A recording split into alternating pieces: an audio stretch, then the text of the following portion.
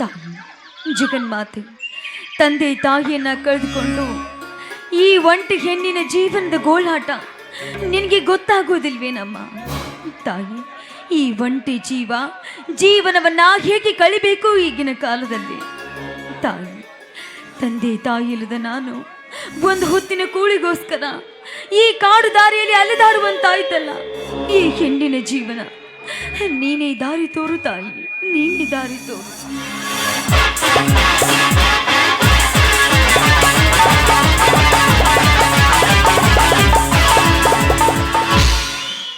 ಏ ಹೆಣ್ಣೆ, ಯಾರು ನೀನು? ಏನು ನಿನ್ನ ಹೆಸರು? ಸೌಕರ್ಯ, ನಾನೊಬ್ಬಳು ಅನಾಥ ಹೆಣ್ಣು. ನನ್ನ ಹೆಸರು ಸುಮತಿ ಅಂತ. ಅಂದ ಹಾಗೆ ನನ್ನಿಂದ ಏನಾಗಬೇಕಾಗಿತ್ತು? ಬಡತನ.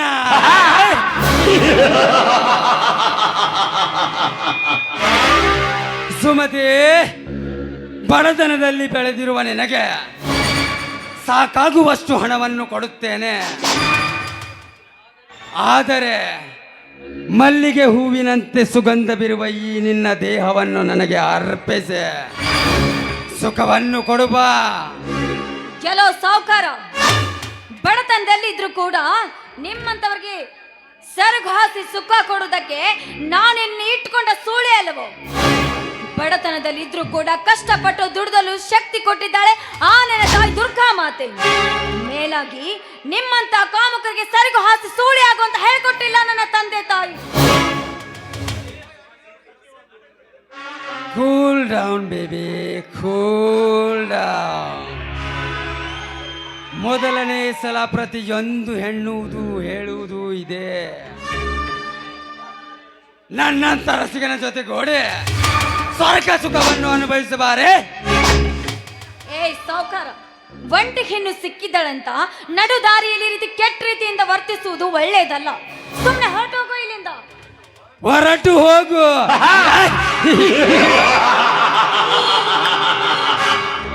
ಲೇ ಸುಮತಿ, ಮಕ್ಕಳಲ್ಲಿ ಅರಳಿ ನಿಂತ ಗುಲಾಬಿ ಹೂವನ್ನು ಬಿಟ್ಟು ಹೊರಟು ಹೋಗಲು ನಾನೇನು ಕೈಲಾಗದ ಹೇಳಿಯಲ್ಲ. ಸೊತ್ತ 10 ಹಳ್ಳಿಯ ಸಾಹುಕಾರ ಈ ನರಸಿಂಹಗೌಡ.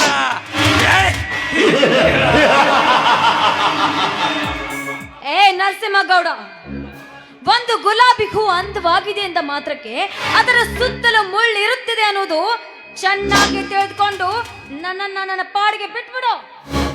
ಬಿಟ್ಟು ಬೇಡ.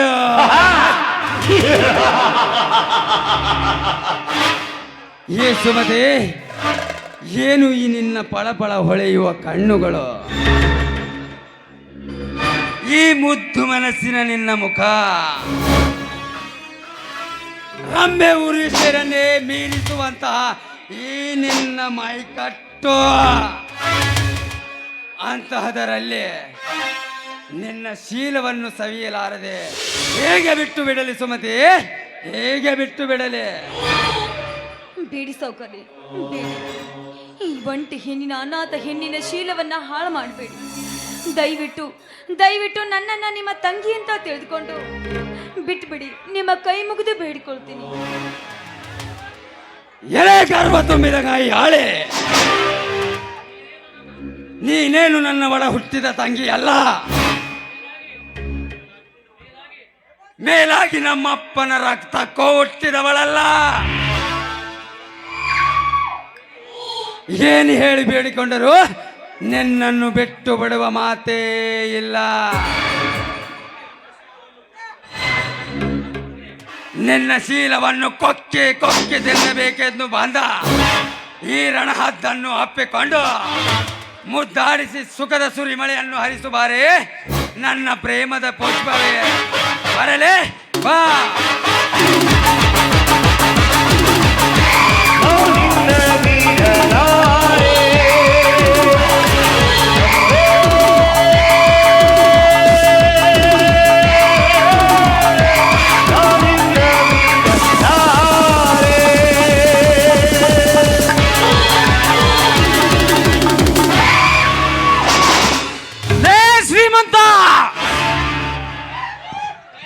ಕೈ ಬಿಡೋ ಆ ನಾರಿ ಕೈಯನ್ನ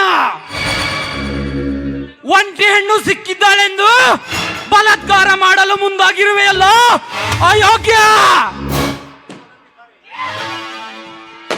ಲೇ ಬಡಬೇಕಾರಿ ನನ್ನ ಮಗನೇ ಸತ್ಯವಂತ, ನಾನು ಮಾಡುತ್ತಿರುವ ಕಾರ್ಯದಲ್ಲಿ ಅಡ್ಡ ಬಂದು ತಪ್ಪು ಮಾಡಿಬಿಟ್ಟೆ ಮಗನೇ. ಸೈಲೆಂಟ್ ಆಗಿ ಹೇಳ್ತಾ ಇದ್ದೀನಿ, ಸುಮ್ಮನೆ ಇಲ್ಲಿಂದ ಹೊರಟು ಹೋಗು. ಎಲ್ಲದಿದ್ದರೆ ನನ್ನ ಪ್ರಾಣ ನನ್ನ ಕೈಯಲ್ಲಿ ಹೋಗುವುದು ಗ್ಯಾರಂಟಿ. ಲೇ ಸಾಹುಕಾರ, ನನ್ನಿಂದ ಒಂದು ಹೆಣ್ಣಿನ ಶೀಲ ಉಲಿಯುತ್ತದೆ ಎಂದರೆ ನನ್ನ ಪ್ರಾಣ ಹೋದರೂ ಚಿಂತೆ ಇಲ್ಲ. ಪ್ರಾಣ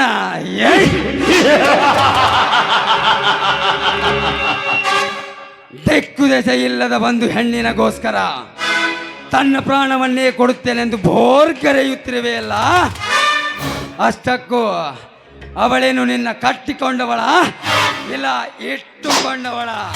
ಮೇಲಾಗಿ ನಿನ್ನ ಜೊತೆ ಮಲಗಿದವಳ? ಲೇ ಸೊಕ್ಕಿನ ಮಗನೇ ನರಸಿಂಹ ಗೌಡ,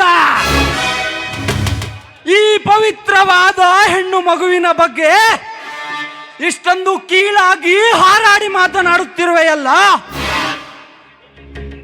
ನಿನಗೇನೋ ಗೊತ್ತು ಈ ಹೆಣ್ಣಿನ ಬೆಲೆ? ನಿನ್ನನ್ನು ಹೊತ್ತು ಹೆತ್ತ ನಿನ್ನ ತಾಯಿಯೂ ಕೂಡ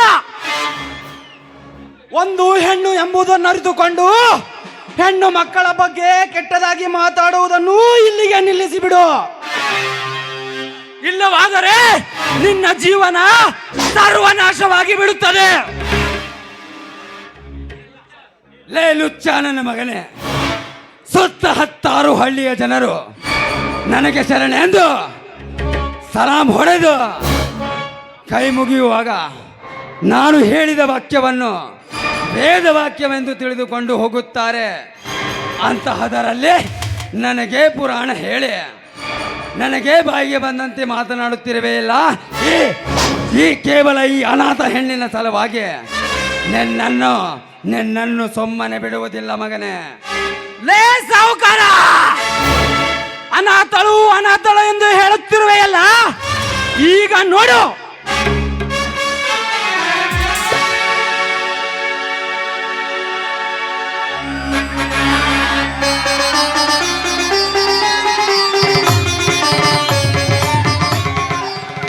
ಲೇ ಸಾಹುಕಾರ, ಅನಾಥಳು ಎಂದು ಹೊಗಳುತ್ತಿದ್ದೆಯಲ್ಲ, ಈಗ ಇವಳು ಈ ರೈತ ಸತ್ಯವಂತನ ಮಡದಿ.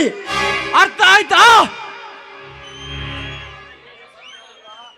ಲೇ ಸತ್ಯವಂತ, ಈ ರಣರಂಗದಲ್ಲಿ ಈ ರಣಹದ್ದನ್ನು ಕೆಣಕೆ ಬಹಳ ತಪ್ಪು ಮಾಡಿಬಿಟ್ಟೆ ಮಗನೇ. ಇನ್ನು ಮುಂದೆ ನಿನ್ನ ಬಾಳಲ್ಲಿ ರಕ್ತ ದೋಕುಳಿ.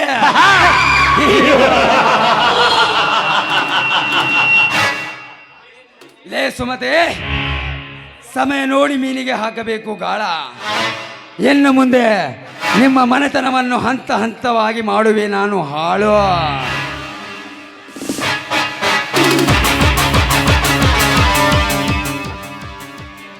ಸುಮತಿ, ಇಷ್ಟಕ್ಕೆ ಮುಗಿಯಿತೆಂದು ತಿಳಿದುಕೊಳ್ಳಬೇಡ. ಕರಿಬೆರೆದ ನಾಟಕ ಈಗ ಪ್ರಾರಂಭ.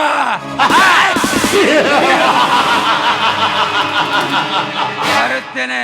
Good bye.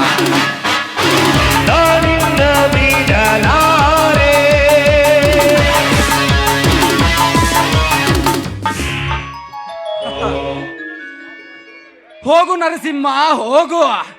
ನಿನ್ನಂತ ರಾಣ ಹದ್ದುಗಳ ಹಾರಾಟವನ್ನು ಅಂತ್ಯ ಮಾಡಲು ಆ ರುದ್ರ ಅವತಾರ ಧರಿಸಿದ ಅವತಾರ ಪುರುಷ ಬಂದೇ ಬರುತ್ತಾನೆ. ನೋಡಿ, ನೀವು ಆವೇಶದಲ್ಲಿ ದುಡುಕಿ ನನ್ನ ಕೊರಳಿಗೆ ತಾಳಿ ಕಟ್ಟಿ ತಪ್ಪು ಮಾಡಿಬಿಟ್ರಿ ನೀವು. ಯಾಕೆ, ಏನಾಯ್ತು ಸುಮತಿ? ಯಾಕೆಂದ್ರೆ ನಾನೊಬ್ಳು ದಿಕ್ಕು ದೆಸೆ ಇಲ್ಲದ ಅನಾಥ ಹೆಣ್ಣು. ನನ್ನ ತಂದೆ ತಾಯಿ ಮಾಡಿದ ಸಾಲವನ್ನ ತೀರಿಸಲಾಗದೆ ನೇಣು ಹಾಕಿಕೊಂಡು ಸತ್ತು ಹೋದ್ರು. ಇತ್ತ ಬಂಧು ಬಳಗ ನನಗೆ ಯಾರು ಆಶ್ರಯ ಕೊಡಲಿಲ್ಲ. ಅದಕ್ಕೆ ಇಲ್ಲಿವರೆಗೂ ಒಂಟಿಯಾಗಿ ಎಲ್ಲರನ್ನ ಕಳೆದುಕೊಂಡು ಬದುಕುವಂತಾಗಿದೆ. ನಾನೊಬ್ಳು ನತದೃಷ್ಟಳು. ನತದೃಷ್ಟಳು ಎಂದು ಹೇಳಬೇಡ ಸುಮತಿ. ಇನ್ನು ಮೇಲೆ ನಿನಗೆ ನಾನಿದ್ದೇನೆ. ನಿನಗೆ ಯಾವುದೇ ಕುಂದು ಕೊರತೆ ಬರದೇ ಇರೋ ಥರ ನಾನು ನೋಡಿಕೊಳ್ಳುತ್ತೇನೆ. ನೀನೇನು ಚಿಂತೆ ಮಾಡಬೇಡ. ನಿಮ್ಮ ಗುಣ ಅಪ್ಪಟ ಬಂಗಾರ, ಸ್ವಚ್ಛ ಮನಸ್ಸಿನ ಸಾಹುಕಾರ ನೀವು. ನಿಮ್ಮಂಥವರಿಗೆ ನನಗೆ ಮಡದಿಯ ಭಾಗ್ಯ ಸಿಕ್ಕಿದೆಯಲ್ಲ, ನಿಜವಾಗ್ಲೂ ನಾನೇ ಭಾಗ್ಯವಂತಳು. ಸುಮತಿ, ಈ ಸುಂದರವಾದ ಜಾಗದಲ್ಲಿ, ಸಂತೋಷದ ಸಂಭ್ರಮದಲ್ಲಿ, ನಮ್ಮಿಬ್ಬರ ಸಮ್ಮಿಲನದಲ್ಲಿ ಒಂದು ಪ್ರೇಮ ಗೀತೆ ಹೊರಬೀಳಲಿ. ಆಯ್ತು, ನಿಮ್ಮ ಇಷ್ಟದಂತೆ ಆಯ್ತು. ಪ್ರೇಮ ಗಂಗಾ ಅಂತರಂಗ